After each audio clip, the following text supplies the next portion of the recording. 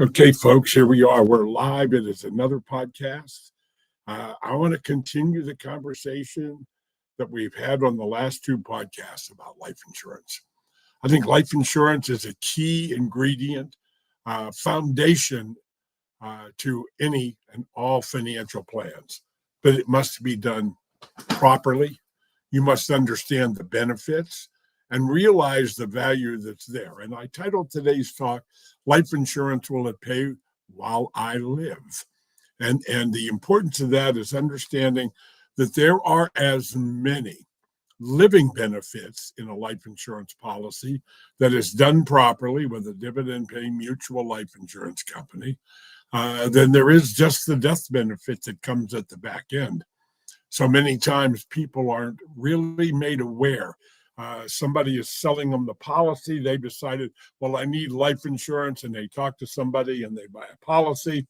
And whether it's the right policy, the wrong policy, really comes into play, because a lot of times I meet people and I see the contracts and the life insurance they have. Had a gentleman in my office yesterday, 82 years old, and he had a 20-year term policy. His premium for the last 20 years has been $930 a month. Guess what? The 21st year premium in January will be $17,654.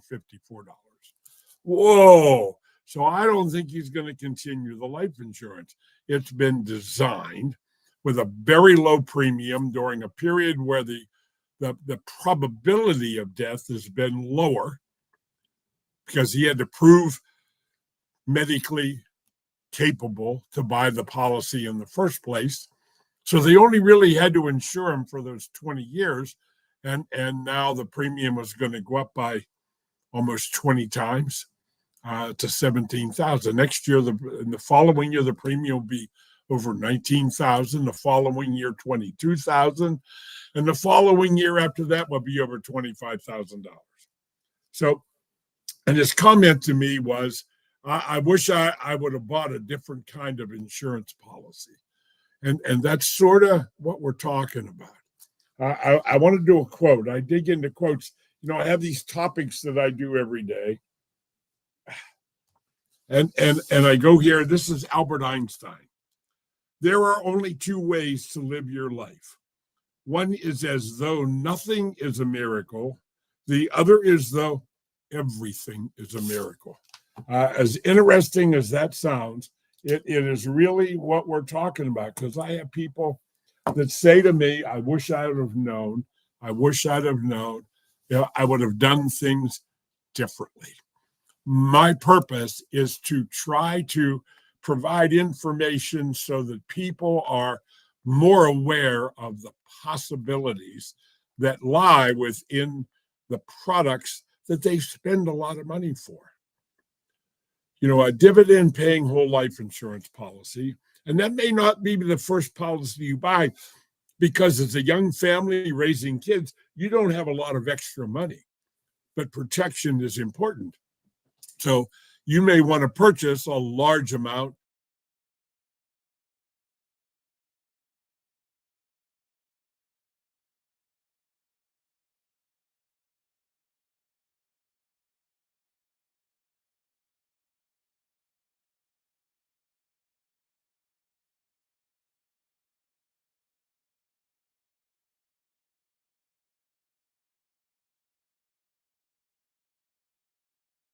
bouncing me off and off of the camera. I haven't touched anything. It just bounces me off. But anyway, having enough life insurance when you have a young family is so important. You insure your house for replacement cost, but the goose that lays the golden eggs, would you insure the eggs, or would you insure the goose that lays the eggs? And that's sort of the breadwinner of the family and what's going on. Now, if I look at a whole life policy designed properly, it has several elements, and I'm going to try to explain those very understandably today and briefly. When I design a life insurance policy, it generally has two main areas of design. The first one is the base policy itself, a whole life insurance policy with a dividend-paying mutual life insurance company. And then in addition to that would be a rider called a flexible paid-up additions rider. So that rider under current tax law would allow me, depending on my age, put as much as double what my premium. So if I had a premium on a whole life policy that was, I don't know, a couple $1,000s a year or $20,000 a year, I could put maybe 1.4 times that into this flex rider.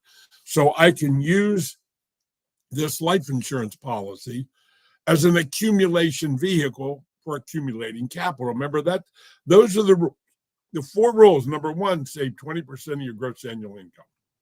Number two, accumulate accessible capital equal to 50% of your household income. If you're retired, it should be 100% of your household income. Item number three is you work your way out of and get out of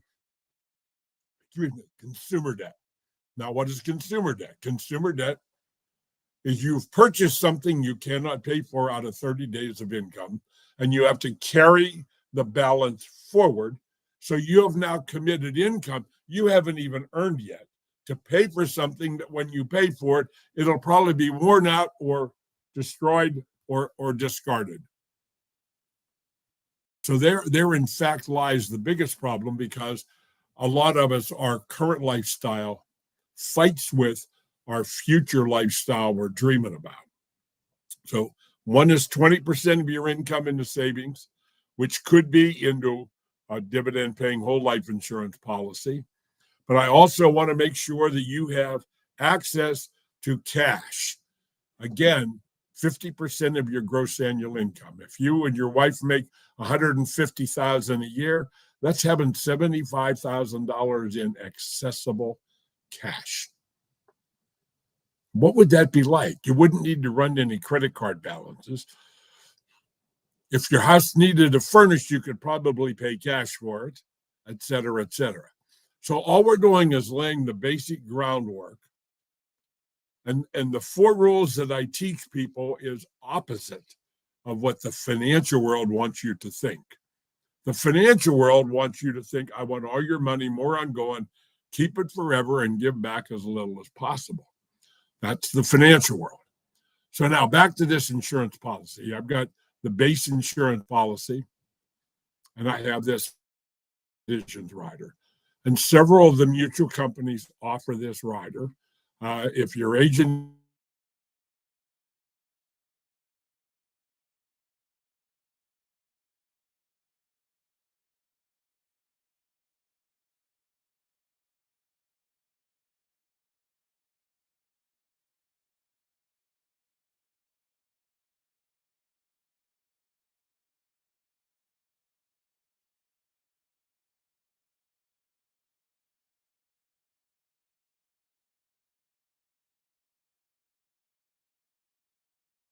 over, there we go again, jumps out.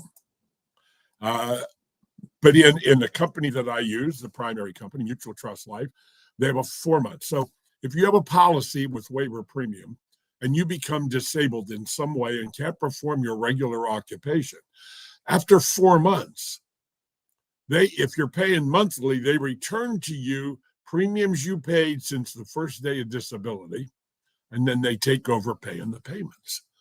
If you are disabled permanently for a long period of time, they continue to make those payments for the rest of your life. That is so important. If I go to that flexible paid up addition rider, I can add disability benefit on there up to about $15,000 a year. So imagine somebody adding $15,000 a year because you're disabled into your savings side of the policy and what's going on there. So it's interesting when I look at this and I see so many policies that nobody adds waiver premium. Now let's talk about term insurance. Remember I talked about a young family buying economic human life value amount of life insurance so they're insured properly.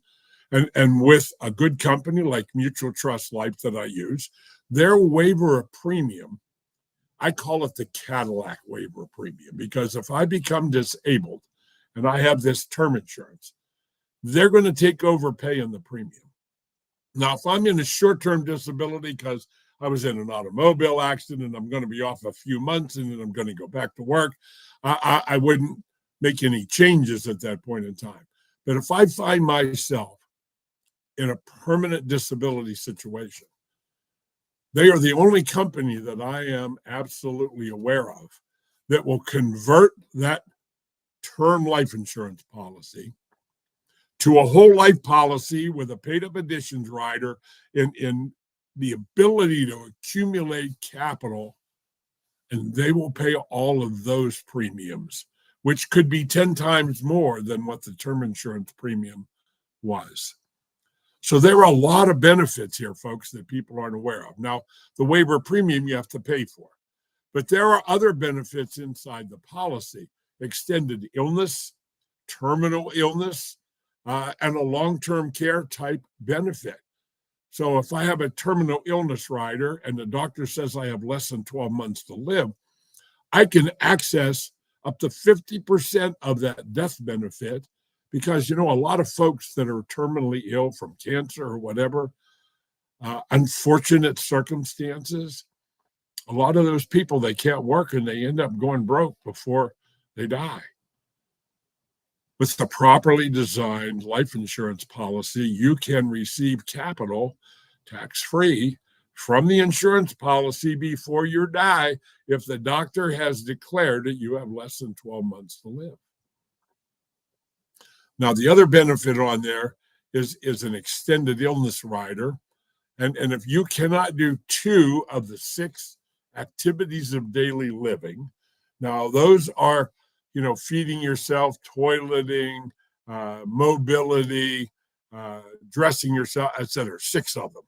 If you can't do 2 of those, they're going to make available to you while you're alive 24% of the death benefit that you can use for home care, in nursing home care, or whatever you need to use it for. Again, this is spending that death benefit before you die. So there are a lot of other benefits. People get to retirement and they get worried about, if I go to a nursing home, if you would have purchased the right kind of life insurance at the right time from the right advisor, then you would be covered and have the proper insurance that you need to have. For example, if I had a $400,000 life insurance policy, what's 24% of a $400,000 life insurance policy? What's $96,000 a year that I could spend for long-term care, stay-at-home care, or whatever I needed it for? If I didn't need the whole $96,000, I guess 4 years of that would actually last longer if I didn't use it all. And I can have that. That benefit is on policies up to $1 million face amount.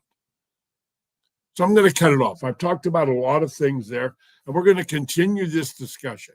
My goal is to make you aware of what is really possible if you do life insurance correctly. I'm an advisor. I have all these initials after my name.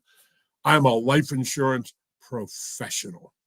I have settled lots of death claims with families that were insured, and unbelievable. I had a client several years ago that was only with me like 3 years, and they come in, they bought life insurance, they owned a couple of businesses locally, and the death benefit was over $5 million within 3 years of buying the policy. Their annual premium was $40,000 a year, so they had paid in $120,000 in 3 years, and the policies paid out $5 million. So if it's done properly, it would be something that everybody would want, because my goal and my job that I'm good at is finding the money to save. People aren't saving enough money, so you need to be taught. You need to be educated on how to save money without taking away from your current lifestyle. That's what I specialize in. You need to go to cfo-project.com. You can get a copy of my books, both of them downloaded, Financial Cash Financial Mastery Coaching, and the Family Money Farm book, right here, coming over. Those 2 books will change your life. Now, when you go to CFO-project.com, there's an opportunity to spend a few dollars and get a lot more material. And my goal is to educate people about their own finances and doing it correctly and stop losing money. God bless you all. We'll see you here again in a few days. I will be back.